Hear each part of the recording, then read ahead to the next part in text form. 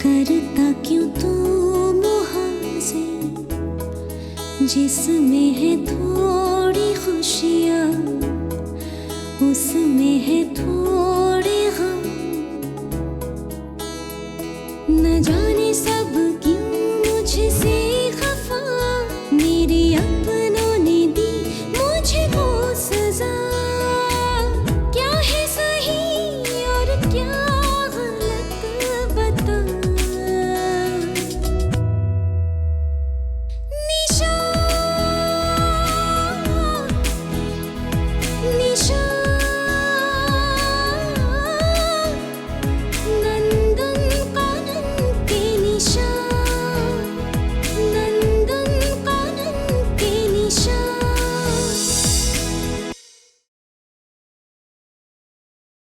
मैं इस बार किसी की बात नहीं सुनने वाली हूँ। तेरी मामा ने राजीव के लिए एक लड़की देखा है, अच्छी घर की है, पढ़ी लिखी भी है। काम होने से बुलाएंगे बोल के मुझे भेज दिया था। आज फिर वहां से फोन आया है, मुझे बुलाया है। मतलब तुम्हारा नौकरी हो जाएगा? मैं निशा से नहीं मिलना चाहता हूँ। क्यों? पता नहीं आजकल उसे क्या हो गया। कॉल करता हूँ तो रिसीव नहीं करती है। अरे प्रयास, कहाँ जा रहा है? आ तो बैठ के बातें करते हैं। जब से आया है बैठ के बात करने का फुर्सत ही नहीं है तुझे। मेरे पास टाइम नहीं है और ऐसे भी कल मैं जा रहा हूँ। जा रहा है? क्यों? कुछ दिन और रुक जा। नहीं चाचा, मुझे नहीं रुकना। निशादी मेरे बातों का हमेशा गलत मतलब ही निकालती है। अरे बड़ी बहन है तेरी, तेरे भले के लिए कुछ बोला होगा। क्या भला? मैंने क्या गलत आइडिया दिया? क्या आइडिया? एक बिल्डर है जो इस जमीन में फ्लैट बनाना चाहता है। हाँ, इस जमीन में? कैसे? इस घर को तोड़ के। हाँ, कैसी बातें करता है तू? इस घर को तोड़ने की बात कैसे सोच सकता है तू? आखिर में आप भी मुझे गलत समझे। अरे इस घर वाले को हो क्या गया है? अरे प्रेस। हाँ।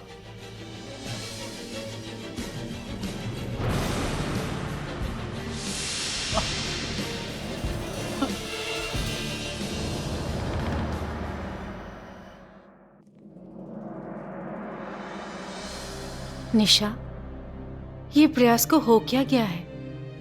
कैसे बात करने लगा है वो? शादी वाले हरकतों को तो हम लोगों ने माफ कर दिया, अब तो उसने हद ही पार कर दी। उसने सोच भी कैसे लिया? मुझे कुछ समझ में नहीं आ रहा है चाची। प्रयास इतनी बड़ी बड़ी बातें करने लगा है।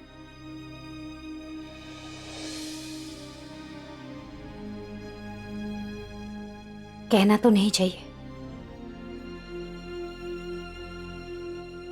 लेकिन अच्छा हुआ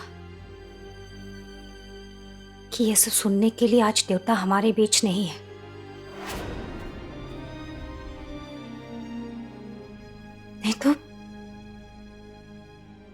नहीं तो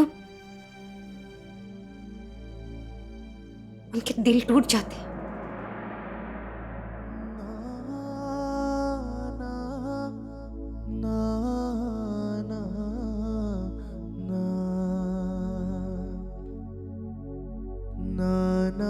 स्वार्थी हो गया है वो।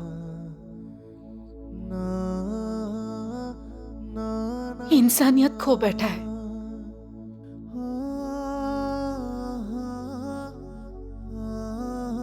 करने दो उसको जो करना है। तुम ज्यादा मत सोचना, वो हमेशा खुद का करके आया है और हमेशा खुद के बारे में ही सोचा है। इस बार तो उसने इस घर को तोड़ने की बात कर दी। उसने सोच भी कैसे लिया?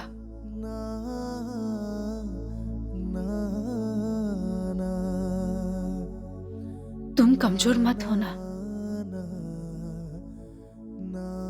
उसके बातों में बिल्कुल मत आना।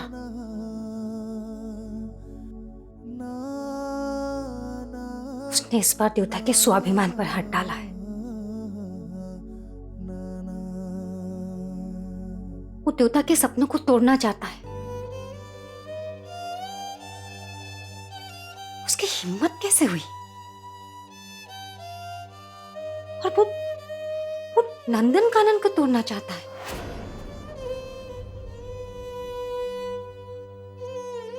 ये मैं कभी नहीं होने दूंगी।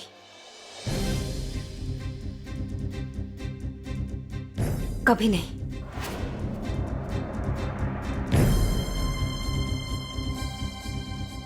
मेरे जीते जी प्रयास ऐसा कभी कर ही नहीं सकता।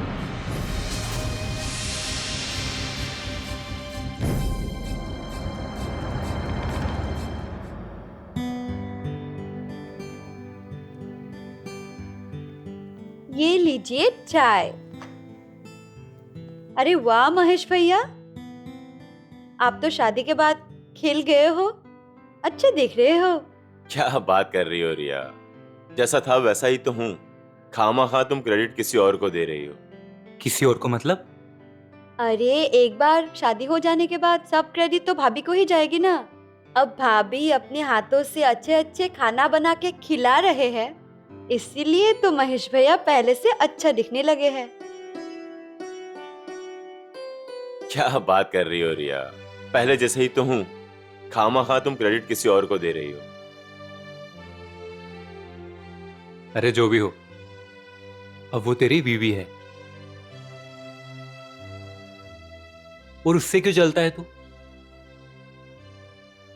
और देख, सच में कितना बदल गया है यार। रिया ठीक ही तो कह रही है, तेरा ड्रेसिंग सेंस एकदम बदल गया यार। चल चाय ले। हाँ, इन सब का क्रेडिट तो भाभी को ही जाना चाहिए। और महेश भैया, आप ऐसे अकेले कैसे चले आए? भाभी को भी तो साथ लेके आ सकते थे। अरे तुम्हारी भाभी को माँ के पास उसकी सेवा करने के लिए रख के आया हूँ। उसी को तो बहू की चाह थी।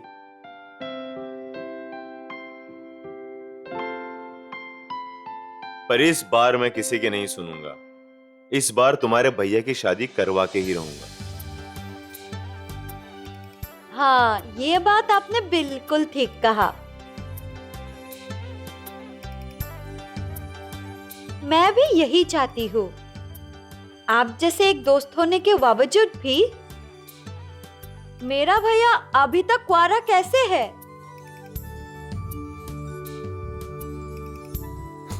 अब नहीं रहेगा। मैं करवाऊंगा इसकी शादी। निशा के घर रिश्ता लेकर मैं ही जाऊंगा। महेश तू बकवास मत करे यार। मैं बकवास नहीं कर रहा हूं, शादी करने का वक्त आ गया है। तू तो जानता है यार कि निशा आजकल मुझे अवॉइड करने लगी है।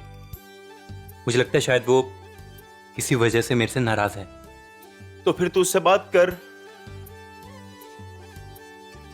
भैया पूछ भी नहीं सकते। निशा दी ने इन्हें टोटली अवॉइड कर दिया है। वो तुझे अवॉइड कर रही है, फिर भी तू उसके इंतजार में बैठा है।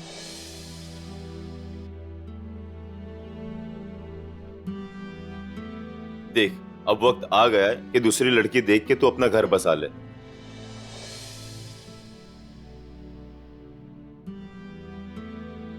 मैं भी यही चाहती हूँ महेश भैया।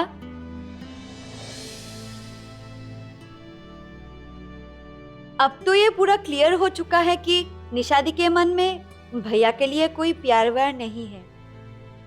मैंने कब कहा और चाहा कि निशा मुझे प्यार करे? प्यार तो उसे मैं करता हूं, और हर हाल में, चाहे सुख हो या दुख हो, उसके साथ रहूंगा।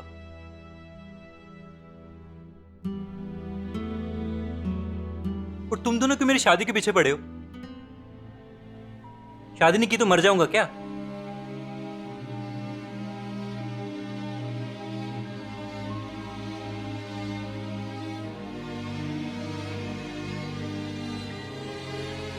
आप बुरा मान गए। आई एम सॉरी भैया। रिया, बात ये नहीं है।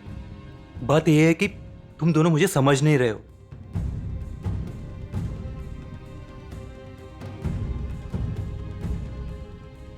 हम समझते हैं और हम तेरी भलाई ही चाहते हैं। हम कंसर्न है तेरे लिए। माँ देवता भी यही चाहते हैं। हाँ, मैं जानता हूं। और हर माँ बाप यही चाहते हैं। लेकिन मैं ये नहीं चाहता हूं। मुझे अपनी जिंदगी अपने हिसाब से जीने दो। और तुम दोनों यकीन करो या ना करो,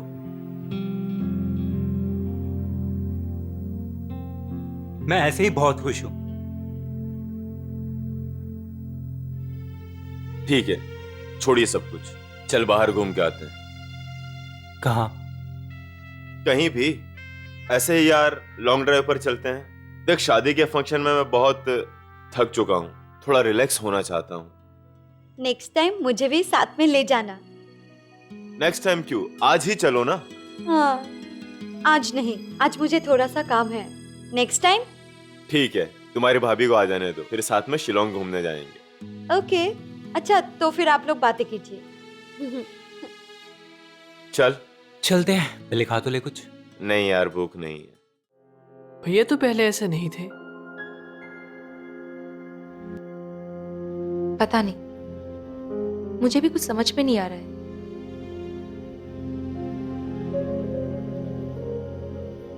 मुझे अगर पहले पता चल गया कि भैया ऐसी हरकतें करने वाला है तो मैं कहीं बाहर पढ़ने ही नहीं जाता, यहाँ रहकर निशादी का साथ देता। कैसे पता चलता? मैंने तो कभी नहीं सोचा था कि भैया ऐसा करे। भैया अगर ये घर संभाल लेता तो निशादी भी अपनी शादी के बारे में सोच सकती थी। निशादी और हमारे लिए कितने सैक्रिफाइसेस करेंगे।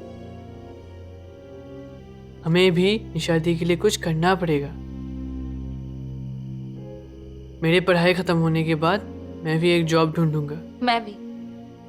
और अब हम दोनों को ही निशादी को सपोर्ट करना पड़ेगा। तुम ठीक कह रही हो। और मैं ये भी चाहता हूँ कि निशादी को एक अच्छा लड़का मिल जाए और वो उनसे शादी कर ले। सॉरी महेश, मैं तुम्हारी शादी में नहीं आ पाई। एक्चुअली वो चाची के साथ एक हादसा हो गया था, इसलिए मुझे उनके साथ रुकना पड़ा। कोई बात नहीं यार, मुझे बाद में पता चला था तुम्हारा वहां पर रहना ज्यादा जरूरी था, पर मैं कुछ और बात करने आया था। हम लोग स्कूल के पुराने फ्रेंड्स का रीयूनियन ऑर्गेनाइज कर रहे हैं। अरे वाह, ये तो बहुत अच्छी खबर है। पुराने दोस्तों से फिर मुलाकात हो जाएगी। जिन जिन पुराने फ्रेंड्स का नंबर था मेरे पास, मैंने सबको इनवाइट कर लिया है। पर एक बात है। क्या बात है? रीयूनियन को सक्सेसफुल बनाने के लिए हमें एक मीटिंग करनी पड़ेगी।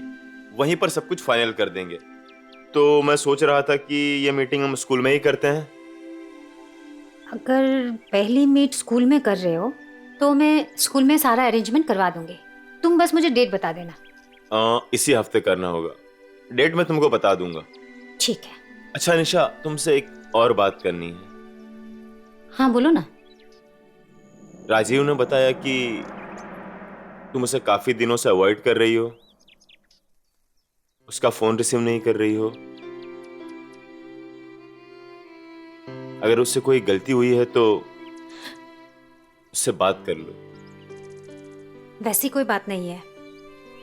तो फिर तुम राजीव का कॉल रिसीव क्यों नहीं कर रही हो, ना ही उसके एसएमएस का रिप्लाई कर रही हो? देखो, राजीव बहुत अच्छा लड़का है। मेरा मतलब है दिल का बहुत ही अच्छा है। और मेरा बचपन का दोस्त होने के नाते उसने हर पल हर मुसीबत में मेरा साथ दिया है।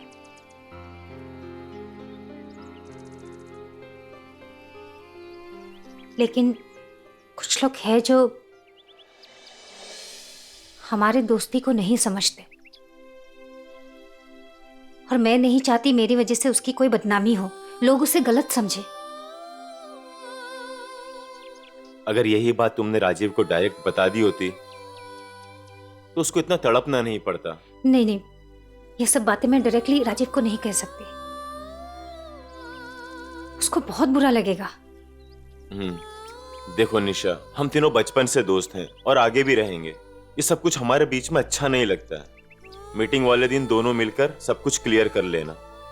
अच्छा ठीक है, मैं चलता हूँ। शादी के बाद से दुकान नहीं खोली, बहुत काम पड़ा है। ठीक है, फिर तुम निकलो, मैं राजीव से बात कर लूंगी। ठीक है, चलो बाय।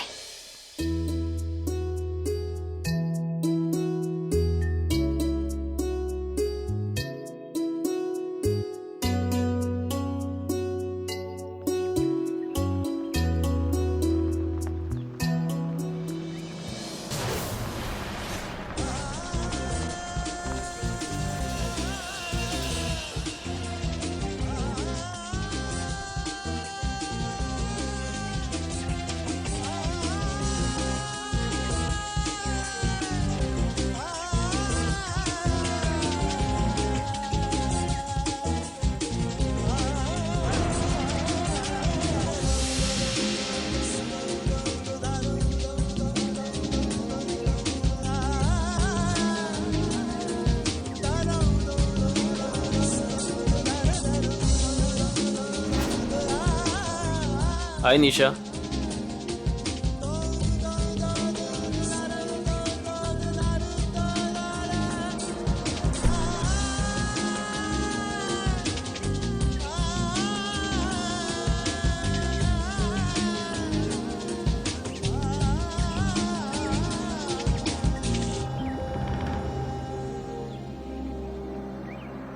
तुम? हाँ निशा, यूएस से वापस आते तुमसे मिलने चला आया। लेकिन क्यों? क्यों? क्यों का क्या मतलब होता निशा? तुमसे मिलना चाहता था इसलिए। मेरे दिल में आज भी तुम्हारे लिए। सौरभ, इससे आगे और कुछ मत कहना। अब तुम्हारी और मेरी दुनिया बिल्कुल अलग है। निशा, कम से कम मेरी एक बात तो सुन लो। मैं आज तक तुम्हें बुला नहीं पाया हूं, इसलिए तुम्हें बिना बताए तुमसे मिलने चला आया। गुजरे हुए वक्त के पन्ने पलटने से वो वक्त लौटकर वापस नहीं आ जाता सौरभ। उसकी कोशिश भी बेकार है। तुमने खामोखा इधर आने की तकलीफ की। निशा, रिश्ते बदल जाते हैं, इंसान बदल जाता है, वक्त बदल जाता है, लेकिन लोगों के दिल में जो हमारे लिए भावनाएं होती है वो लाख कोशिश के बाद भी नहीं बदलती।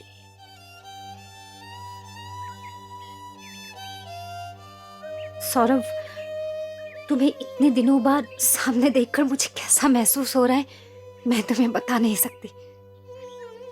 लेकिन ये सब अभी बताने से क्या फायदा। वैसे भी मैं बच्चों के साथ पूरा दिन क्लास में मैं बहुत थक चुकी हूँ। मैं घर जा रही हूँ। मैं तुम्हें घर छोड़ दूं?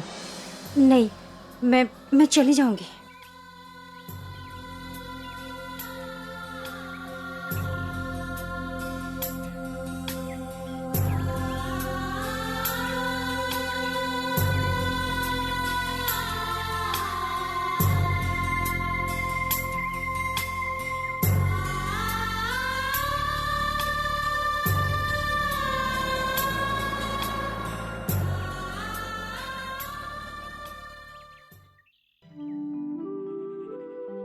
अरे मामा जी, आप कैसे हैं? बिल्कुल ठीक हूँ। तुम कैसे हो? मैं भी ठीक हूँ। आजकल आप बहुत कम आते हैं। मैं काम में बहुत बिजी हूँ, टाइम ही नहीं मिलता है। वैसे आज कैसे आना हुआ? तुम्हारी माँ ने बुलाया है, कुछ खास बात है। अरे देबू, तुम आ गए? अच्छे खबर लाए हो ना? हाँ, बहुत अच्छी खबर है। लड़की के घर वाले मान गए हैं। अब तुम लोग उनके घर कब जाओगे, फाइनल कर लो। आप लोग ये किसके शादी के बारे में बात कर रहे हैं? तेरे भैया के शादी की। देबू ने एक लड़की देखा है राजीव के लिए। लेकिन मैंने कहा था ना, मैं इस बार किसी के बात नहीं सुनने वाली हूँ। देबू तुम बैठो, मैं तुम्हारे लिए चाय लाती हूँ। आपने सच में लड़की वालों से बात कर लिए है क्या? हाँ, बहुत अच्छी लड़की है।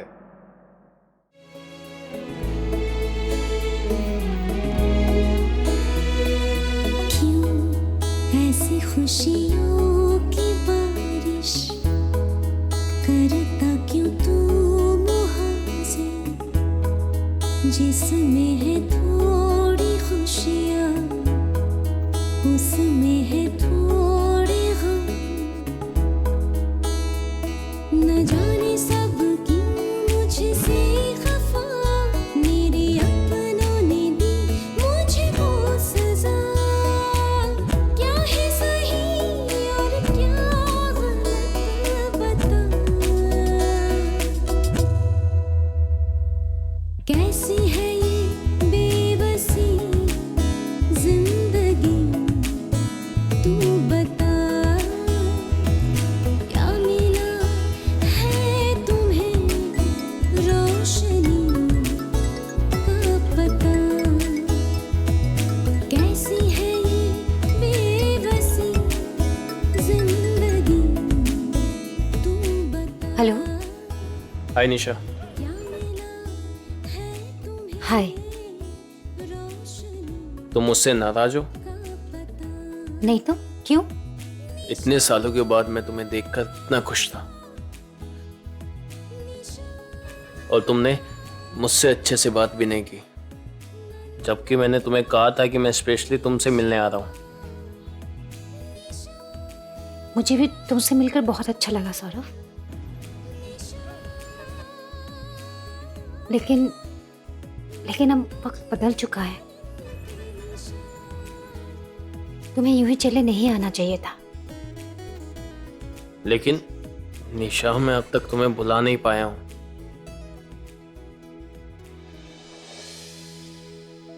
और आज मैं वापस भी नहीं गया, यही विजयनगर में रुक गया। लेकिन क्यों? निशा, मैं एक ही बात तुम्हें कितनी बार समझाऊं? कभी तो मुझे समझने की कोशिश करो।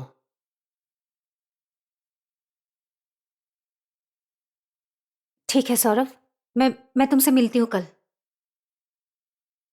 कहाँ? वही खास जगह जहां मैं तुम्हें एक बार लेके गई थी।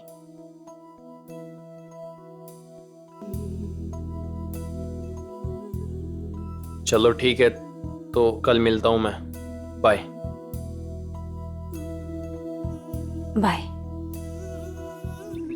देखो निशा,